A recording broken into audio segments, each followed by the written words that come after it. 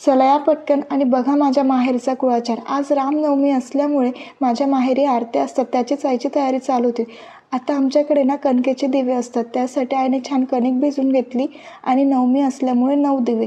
आता सर्वात आधी भंडार करतात म्हणून आईने गव्हाच्याच पिठाचा एक छान दिवा केला, त्यात तूप आणि गूळ टाकून घेतला आणि नंतर एकच गव्हाच्या पिठाची पारी केली, त्याला पाणी लावून छान चिपकवून घेतलं। नंतर कणकेचेच 2 वेढे दिले आणि खूप छान असा भंडार तयार करून घेतला। आता भंडार झाला होता म्हणून बाकी सर्व दिवे करून घेतले।